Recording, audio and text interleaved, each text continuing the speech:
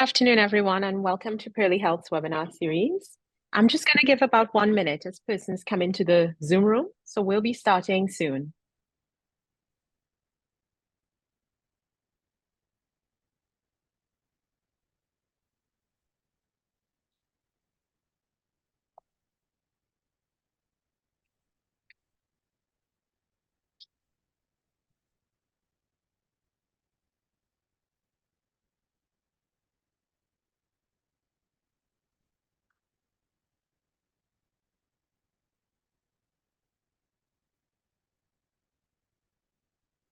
Okay. Again, I want to welcome everyone to the Center of Excellence in Frailty-Informed Care at Pearly Health's webinar series. I am Kimberly Collar-Campbell, a research associate here at Pearly, and it's my pleasure to welcome you to today's presentation. Before we begin, I would like to let you know that any questions or comments you may have can be typed into the Q&A area at the bottom of your screen, and our moderator will field them to the presenter at the end.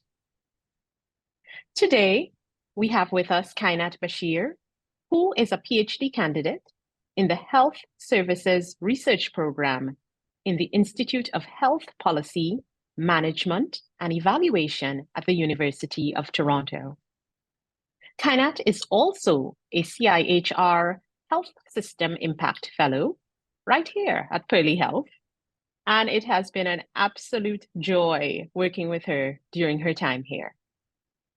Her doctoral dissertation focuses on understanding the relational aspects of knowledge uptake and application, in addition to the barriers and facilitators to the implementation of infection prevention and control guidelines in Ontario's long-term care homes during the COVID-19 pandemic.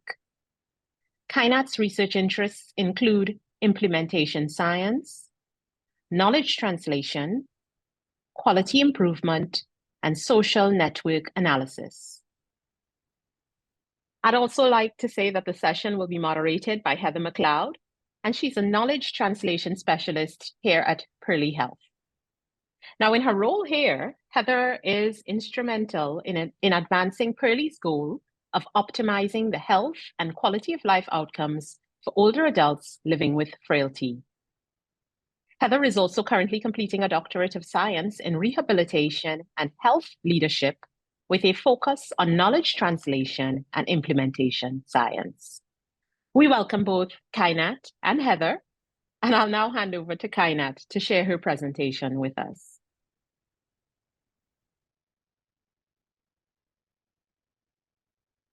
Great. Thank you, everyone. Good afternoon. I'm truly grateful that you've taken the time to be here with us today as I share aspects of my dissertation research project titled Lessons Learned from the Implementation of IPAC Guidelines During the COVID-19 Pandemic in Ontario's Nursing Homes.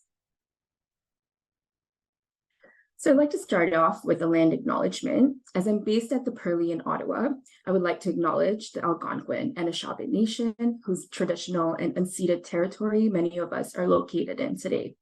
This land has served as a sacred gathering ground for Indigenous peoples throughout countless generations, and it remains the cherished home of a rich and diverse Indigenous community today.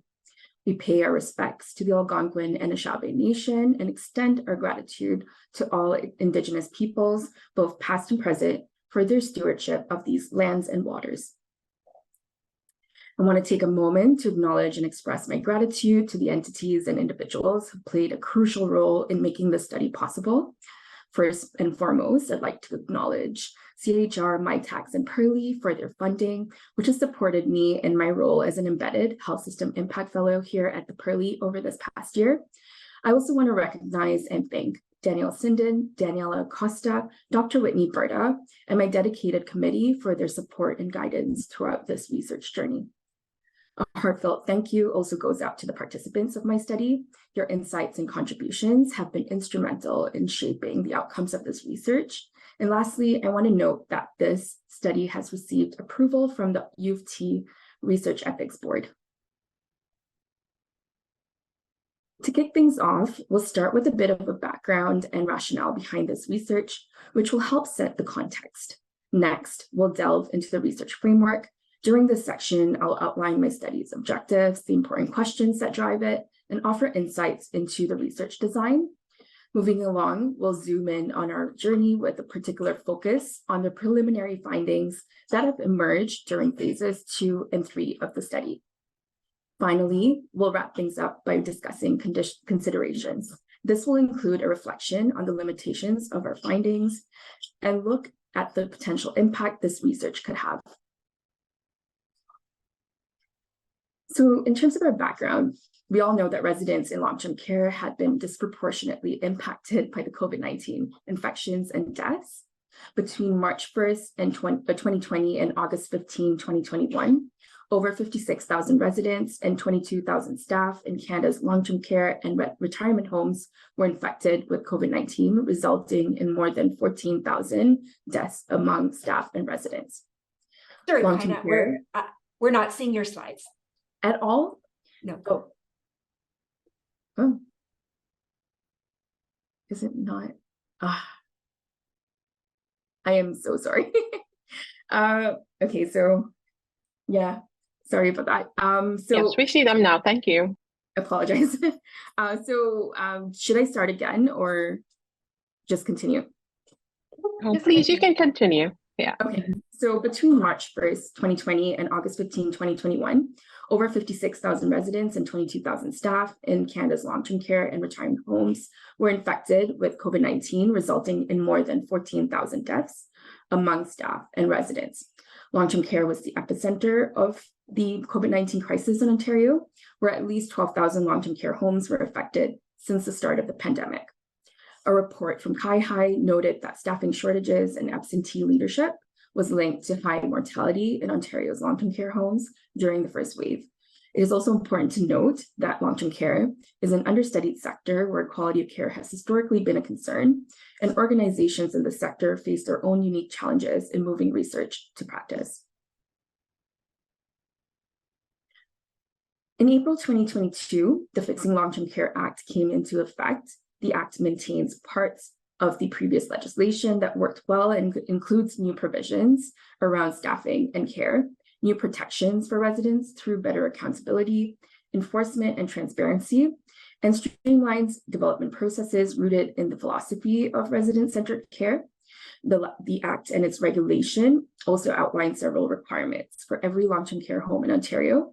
They are that every home needs to have an infection prevention and control, or IPAC program.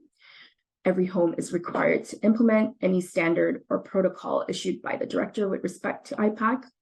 The home ensures that staff roles, responsibilities, and accountabilities related to the implementation and ongoing delivery of the IPAC program are clearly defined and communicated regularly to staff. The home keeps written records of the processes described in usable formats and ensures the copy of the record can be readily produced, and that the home's IPAC program and relevant policies are reviewed at least annually for completeness, accuracy, and alignment with best practices, and are updated based on that review. So what are the goals of the IPAC program? So they are to protect the residents and others in reducing morbidity and mortality due to infections, prevent the spread of infections within long-term care homes and from the community, ensure compliance with statutory, regulatory, and other requirements. Homes are required to designate at least one single staff member with knowledge and experience in IPAC to coordinate the home's IPAC program as the IPAC lead. The IPAC lead should carry out their duties physically on site as much as possible, must have education and experience in infection prevention and control practices, obtain their certification from the Certification Board of Infection Control and Epidemiology, at a minimum complete the IPAC program that's sponsored or endorsed by IPAC Canada, engage in professional development, be a member of IPAC Canada, and participate in the IPAC hub in their area, as well as other relevant committees and tables. So IPAC hubs, on the other hand, they were introduced in September 2020, so that was within the first year of the pandemic. They're usually led by public health units and hospitals in each region, and there are currently about 25 hubs that exist in the province. IPAC hubs are responsible for identifying and monitoring IPAC training and practice needs within their catchment area. And this includes within congregate living settings that are funded and overseen by the province. They're also responsible for strengthening current partnerships and brokering new ones, supporting a network of IPAC service providers and experts. And they're also looking to allocate services based on a risk-based framework and bring forward and escalate issues of concern that are outside of the scope of the IPAC through established mechanisms with ministry partners. So what is social network analysis and why is it relevant to understanding the implementation of IPAC guidelines? So an often cited statistic points out that it takes 17 years to truly incorporate research findings into practice, and that is referred to as the research practice gap. Studies involving social network analysis in various fields have led researchers to conclude that social networks can be used to speed up behavior change, improve organizational efficiency, enhance social change, and improve the dissemination of innovations. And some social network analysis studies have actually focused on the role of leadership in social network interventions in particular, and two forms of informal leadership that are often studied by social network analysts are opinion leaders and boundary spanners. An opinion leader is an individual who's able to carry information across social boundaries between groups, whereas a boundary spanner is an individual who can connect isolated groupings in large fragmented systems.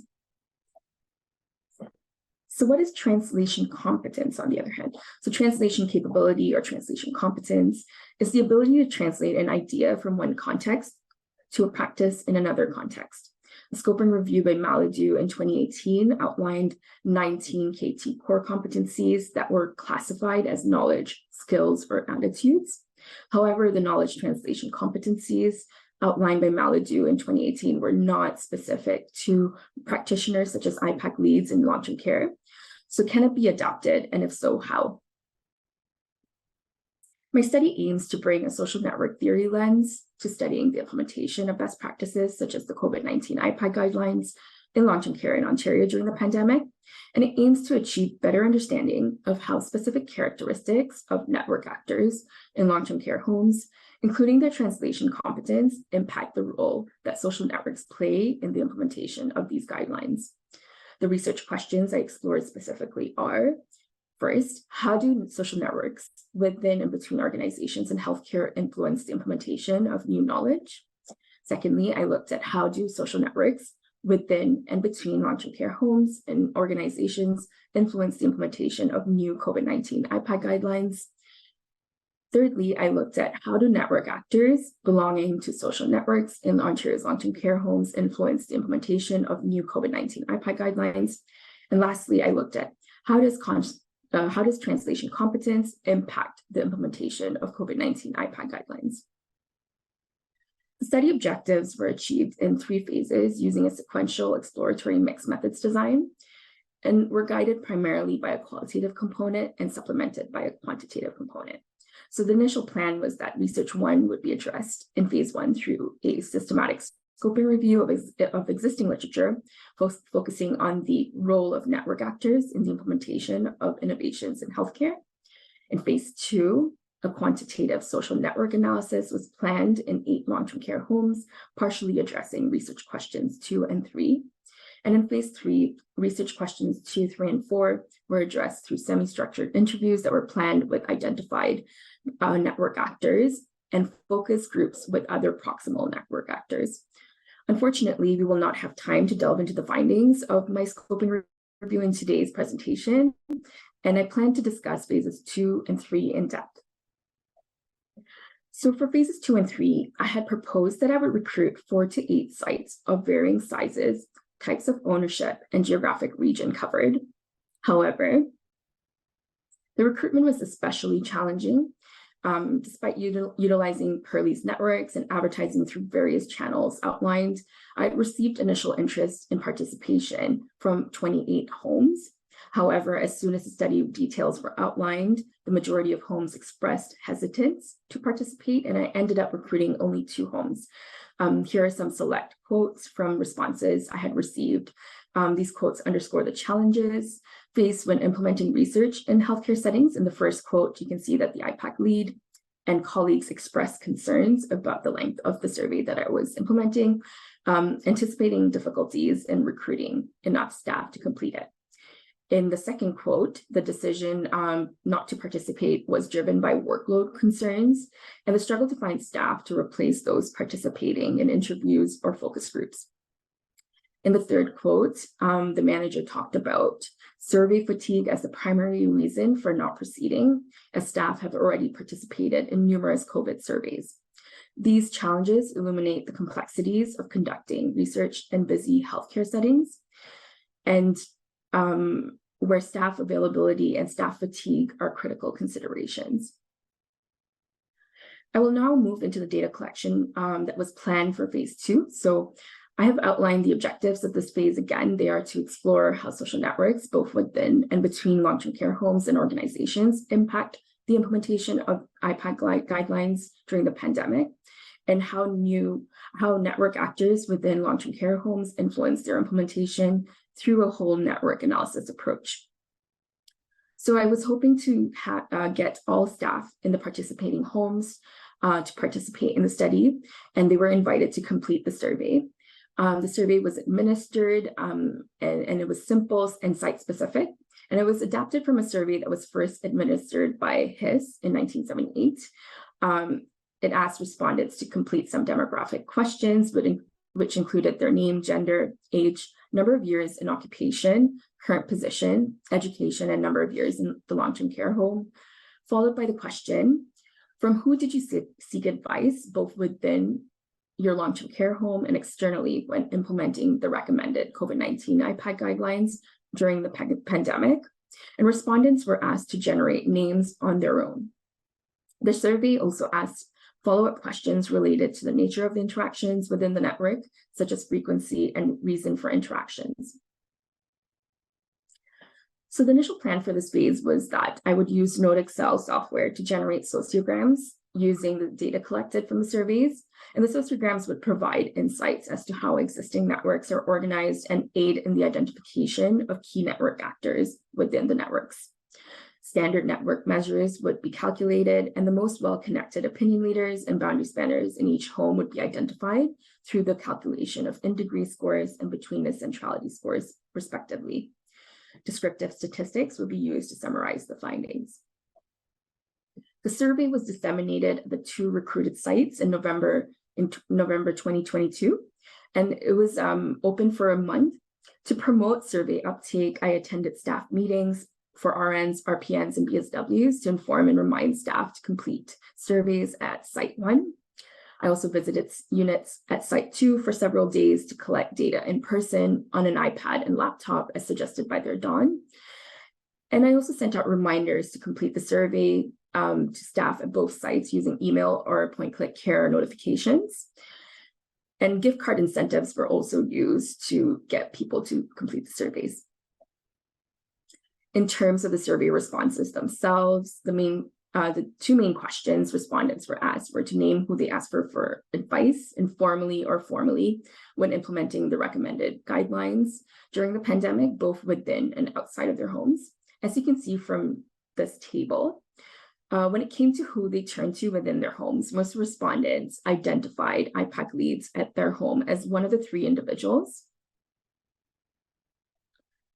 And when it came to who they turned to for IPAC advice outside of their homes, most respondents did not identify any individuals, and in fact, only 22% of the respondents at Home 1 and 25% of the respondents at Home 2 identified at least one individual or organization. So as you can see from the survey data, most respondents indicated the IPAC leads at each site as being critical to implementing and maintaining IPAC standards and protocols. And conducting a whole network analysis was especially challenging due to staff burnout in the sector and in healthcare in general. So what happened was that my committee and I met again in the spring, and we decided to do a pandemic pivot This was necessary so that I could continue with the next phase of my project, but also, sort of addressing the challenges that I faced in phase 2. We had to modify phase 3. So what we ended up doing was we decided to conduct qualitative egocentric network interviews with IPAC leads only, and we decided to forego the whole network survey component of the study. So what is an egocentric network analysis, and how is it similar or different to my initial approach to using a whole network analysis approach? So while whole network analysis approaches involve the examination of an entire network, it's ideally suited for studying larger networks within an extensive web of connections. A whole network analysis provides a global perspective, enabling us to see a big picture. And it's a method that can be applied to studying the entire network's evolution over time, tracking changes and trends. It's especially effective at identifying overall patterns and structures that govern the network. And in contrast, the egocentric network analysis approach zeroes in on a particular individual or node within a network. It's better suited for studying smaller networks or specific segments of a larger network. This approach offers a local perspective, focusing on a snapshot of the network at a specific point in time. This approach is particularly useful for understanding network ties and connections of a specific individual, providing insights into their interactions and relationships. Both approaches also, the similarities between them are that they both involve the analysis of social networks. They both use network theory and tools to understand the structure of social networks. They can both be used to analyze the same type of network structures, and they can be used to identify key actors, clusters, and patterns within the network. So due to the pivot, like I mentioned, the approach to phase 3 was modified to suit the egocentric network analysis approach. Participants were asked to complete a short pre-interview survey, answering demographic questions and questions on their experience. Semi-structured interviews were then conducted over Zoom or in person with IPAC leads at Ontario nursing homes to elicit their understanding and or experiences of implementing the COVID-19 IPAC guidelines, potential determinants to implementing these guidelines, and their perceived role within their social networks. Participants were asked to complete a network map on a Canva link that was provided to them at the end of the interview, or on a piece of paper using Post-it notes if the interview was conducted in person. So this is a screenshot of what the network diagram template looked like on the link I shared with them on Canva. Using digital Post-it notes and the concentric circles provided, participants were asked to visualize their networks. They were told that they were in the middle of the diagram, and some of the Post-it notes would already have names written on them if the participant had listed them in their surveys. Participants were asked to place the Post-it notes on the diagram, and that they can place them anywhere but at the center of the diagram because that's where they are. They could use extra Post-it notes to add more names as they came up in the interview. So I aim to conduct 16 to 24 interviews with the IPAC leads across various nursing homes in Ontario.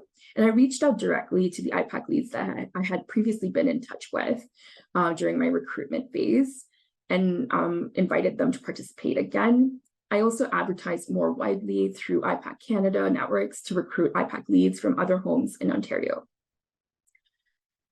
So our analysis for this phase was guided by an interpretive descriptive methodology, constant comparative analysis technique, and the CIFR 2.0 framework.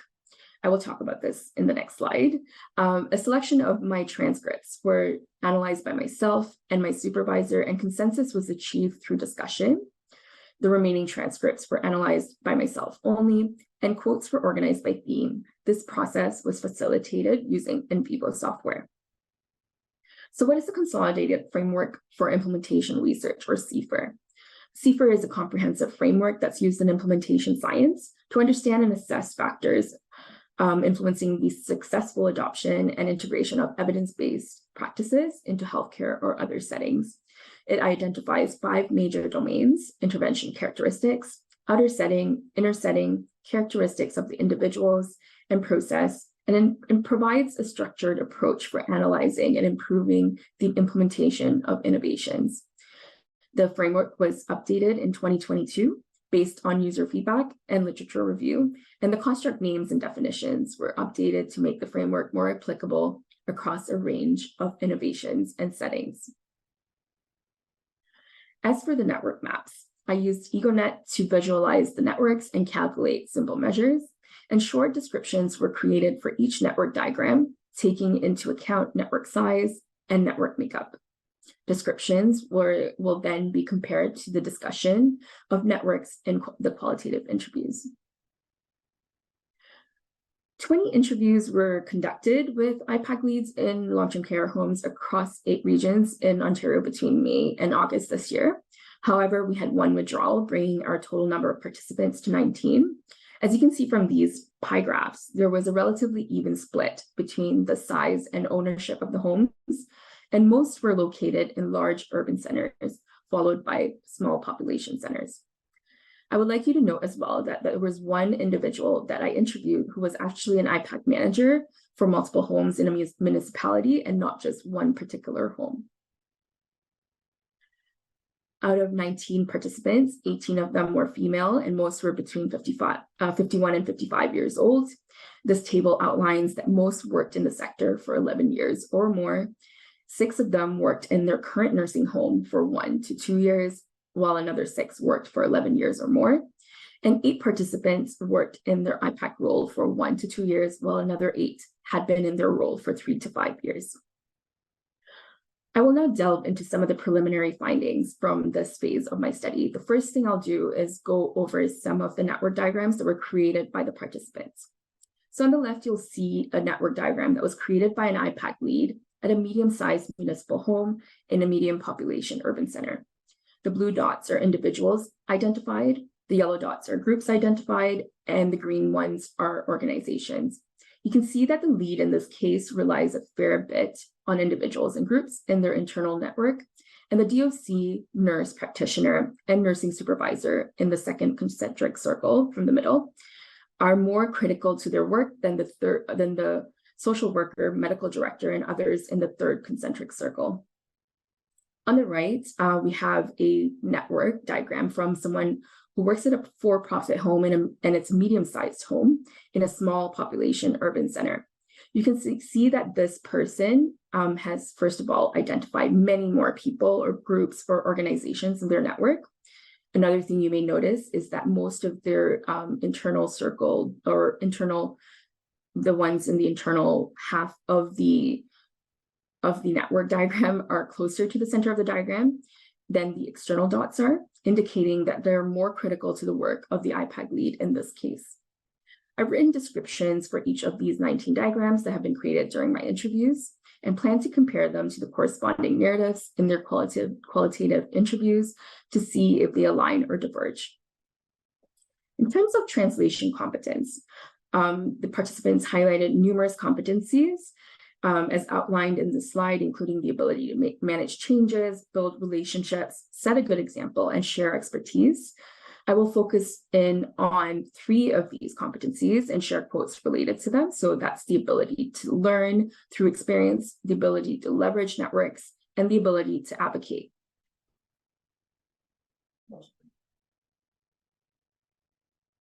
So the first quote aligns with the ability to learn through experience. As you can see from this quote, the participant believes that their education provided them with a broad foundation, but their current role requires continuous on-the-job learning, often involving responsibilities that can be shared among multiple people due to their complexity and constant demand for new tasks.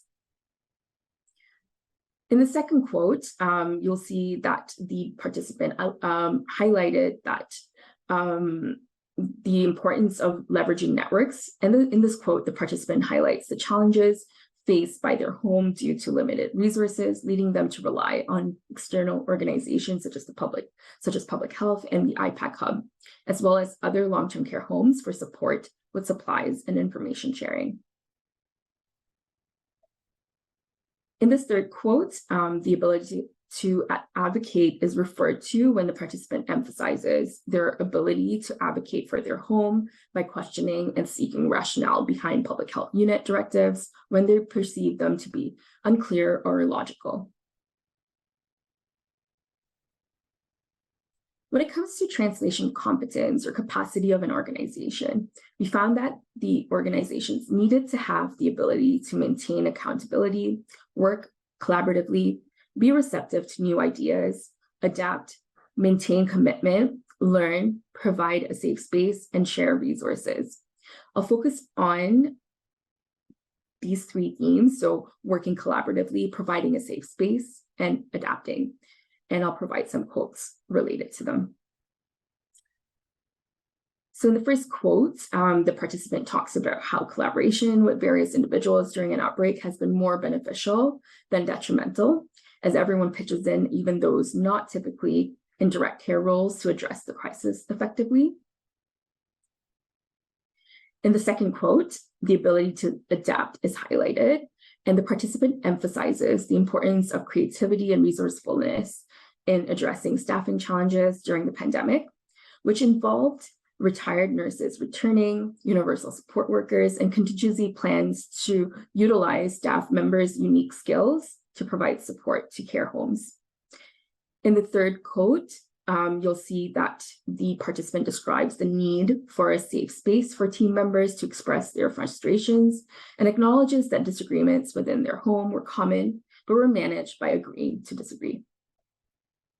So other themes that we found, we grouped into facilitators and barriers. So some of the facilitators we managed to gather from our data was that clear and constant communications was important, as was leadership support and connections with external partnerships and connections.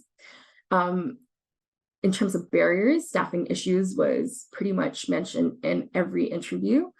And then our constantly changing guidelines and the fact that guidelines were often updated on Fridays, those were huge barriers to implementation.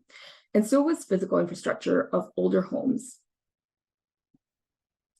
So what are next steps with my research?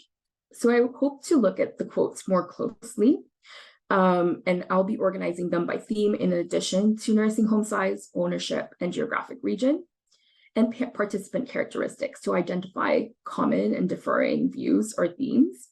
I also plan to identify patterns in the network diagrams that were created and classify them. And then again, I will look at the network diagrams and compare them with the corresponding interview transcripts in the study to see where they agree with each other and where they diverge.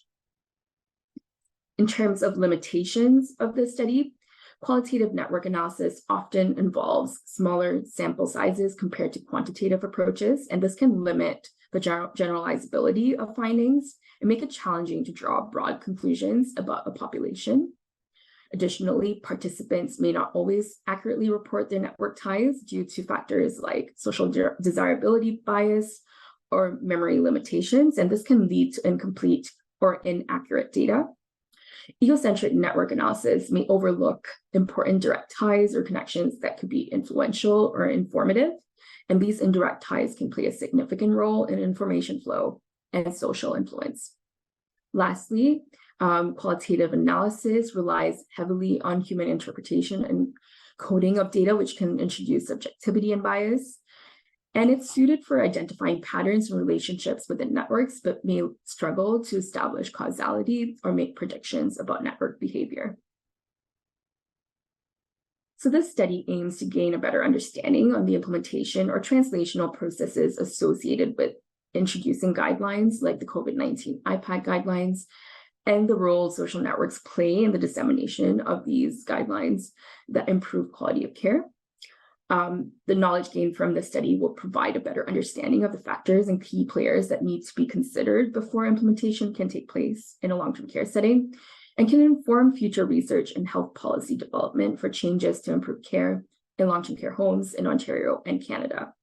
Insights from this project can be especially helpful in times of emergency such as a pandemic, and social network analysis is a useful tool that can be used to identify flexibility that can be built into networks and organizations to allow for the effective planning during uncertain or stressful circumstances. So what are our key takeaways for people that work in long-term care? So I've outlined 3 key takeaways. The first is that nursing homes have successfully leveraged both their internal and external networks to implement these IPAC guidelines. And this is something that they can take to, implementing other things within the home as well.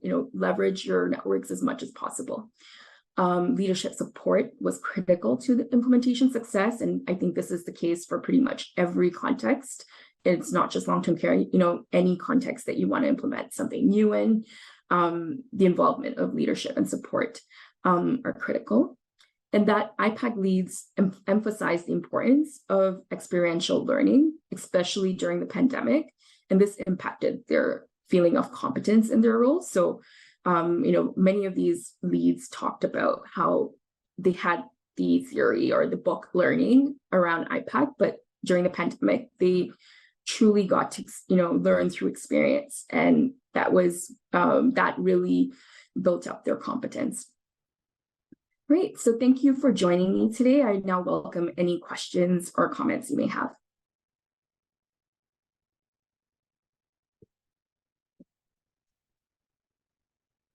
Great. Thanks so much, Kainat. We're excited to hear hot off the press your results. So I just invite people to either write in the chat or the Q&A any questions that you might have for Kainat. I know you just kind of gave us a great service overview, so people likely have questions where we can we certainly have a good 10 minutes to delve a bit deeper. Any questions, please go ahead. I will start with a few. So here we go. We have one. We have Daniela Costas congratulating you on a very thorough and amazing presentation. Did you find that having your fellowship in long-term care helped you conduct your research, is her question. Yeah, I think it's been a huge help to me.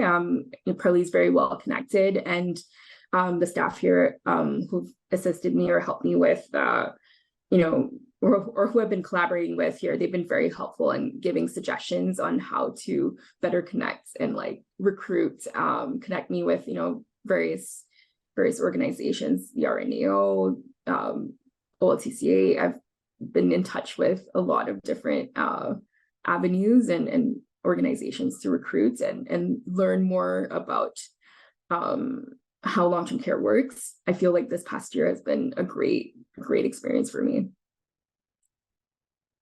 And even in terms of the work that you are doing within long-term care, did that help you sort of probe deeper in some of the questions you asked during the interviews? Yeah, I think, having worked here and, learned about the setting, learned about the context in long-term care has certainly shaped a lot of my research questions and probes. For example, the issue with staffing, I think that's a classic, at this point, unfortunately, a classic problem that the sector has been facing for a long time. And I wasn't surprised when that came about in my interviews, that I was able to follow along, what the participants were saying.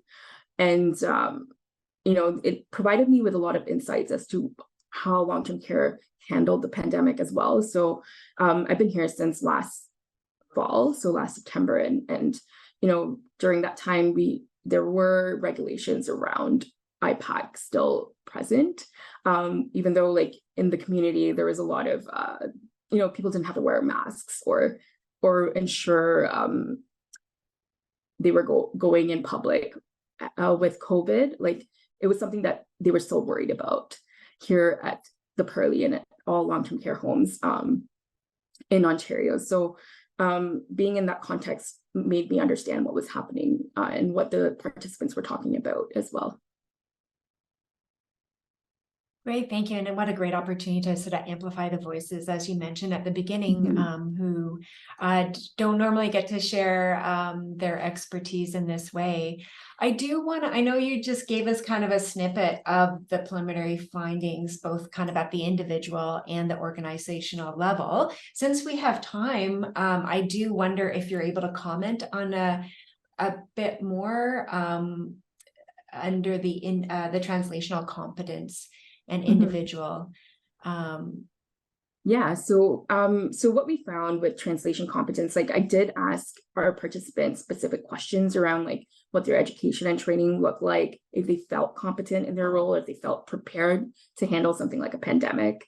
A lot of these questions and the responses to these questions provided so much insight as to like, the level of competence people had at the start of the pandemic, if they were working in that role, or if they were thrown into the role in the middle of the pandemic. A lot of them talked about how they did not feel well prepared or did not feel confident in their role, but as they gained experience throughout the pandemic and handling multiple outbreaks or multiple IPAC situations, they gain more competence and more wisdom in the area. And if a pandemic happens again, they feel that they'll be much more prepared and better prepared because of the regulations as well. So, and I wonder how that ties into managing during uncertainty. And the next question, just sort of looking at who our participants are, for those of us who are working on the long-term care side, this is my first sort of introduction to social network analysis.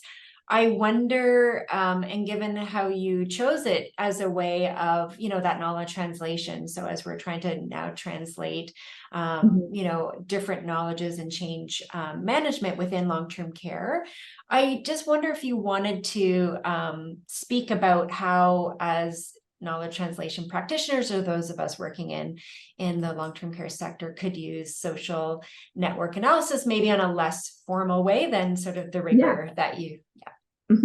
Like I think it'd be a great exercise for any organization to sort of understand what their networks within their homes look like. And you don't necessarily need to have like all your staff complete a survey to do something like that. Although ideally that's what you want. You want like 100% of your staff to complete a survey to sort of understand what your networks look like. And that was the challenge that I faced in phase 2, that like I was nowhere near 100%.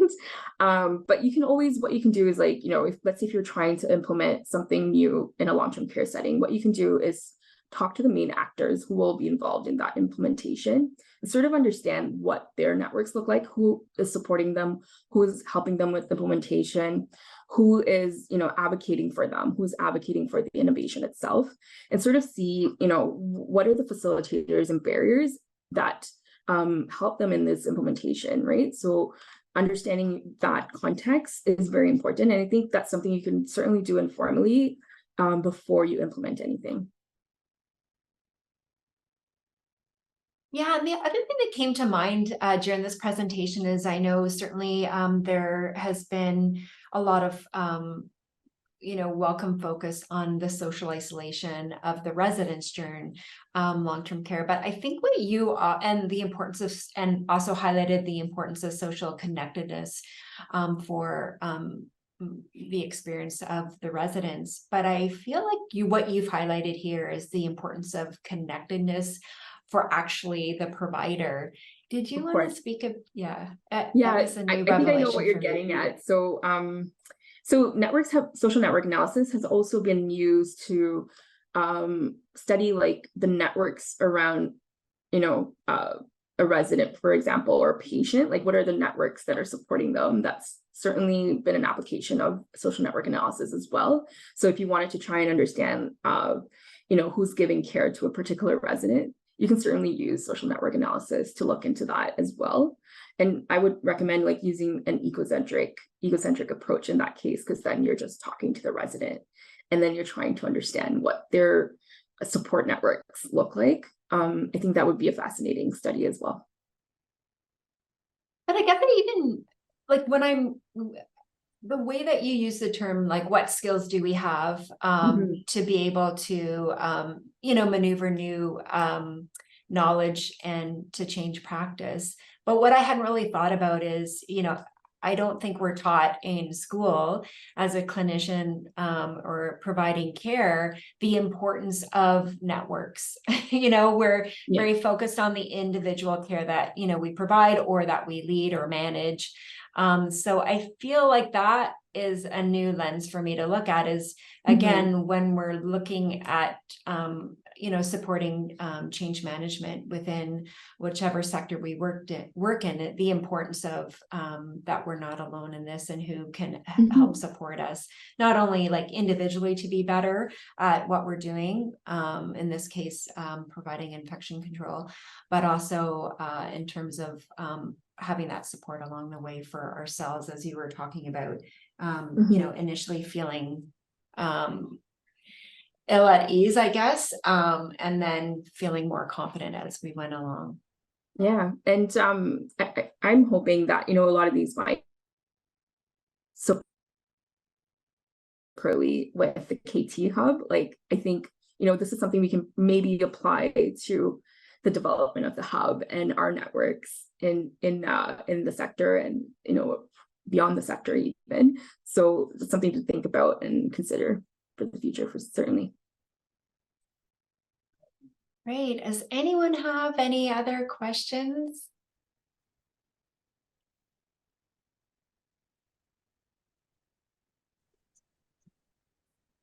Either put in the chat or the Q&A. Great. You know what? Actually, I do want to just share that slide that I think everyone missed very quickly, and just so I can acknowledge the people that helped me and the organizations that supported my research. I'm just gonna pull it up. Give me 1 second. Geez. This is what happens when you have multiple screens. So while you're finding it, we have one person asking, again, complimenting you on an amazing presentation. And do you think your results would change if you had more homes participating?